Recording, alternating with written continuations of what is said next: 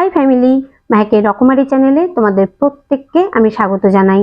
আমি আবার হাজির হয়ে গেছি একটা নতুন ডিআইওয়াই ভিডিও নিয়ে। আজকে আমি তোমাদেরকে এই যে আমার পুরনো বালাটা আছে এটা নতুনভাবে বানিয়ে দেখাবো। আর কি দিয়ে বানাবো বলো তো? এই দেখো, এটা দিয়ে বানাবো। এটা হচ্ছে আমাদের আসামের গামছা।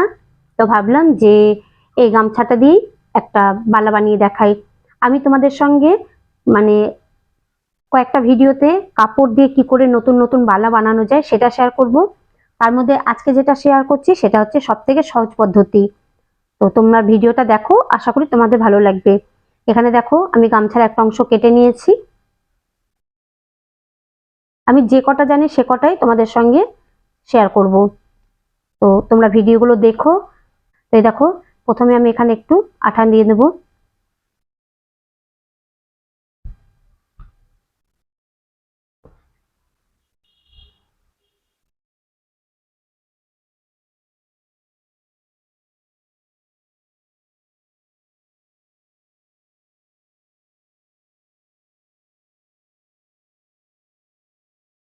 এই দেখো, প্রথমে এটা আমি আটকে দিয়েছি। আজকাল কিন্তু কাপড়ের তৈরি চুড়িগুলো মানে খুব ট্রেন্ডে আছে। অনেককে দেখেছি এইভাবে কাপড় দিয়ে সুন্দর সুন্দর চুড়ি বানিয়ে সেটা মানে বালা বানিয়ে বিক্রি করছে।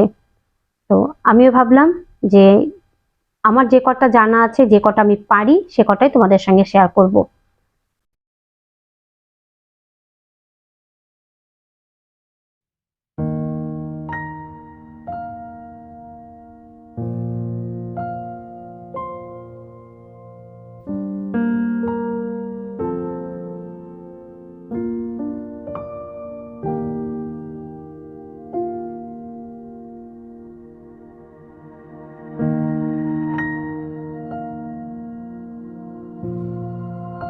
তো এই দেখো বন্ধুরা, আমি রেডি করে ফেলেছি একটা ডিআইওয়াই বালা।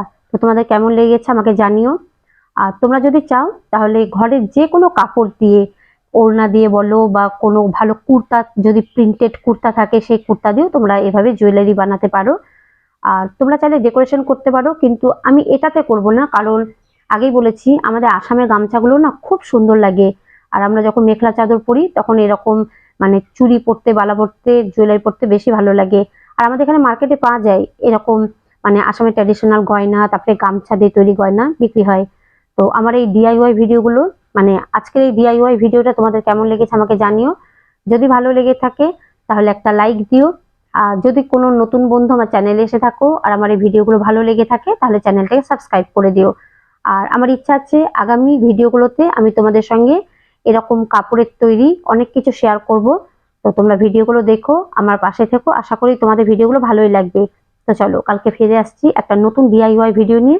ততক্ষণ পর্যন্ত তোমরা প্রত্যেকে ভালো থেকো, সুস্থ থেকো। আজকের মতো টাটা, বাই বাই।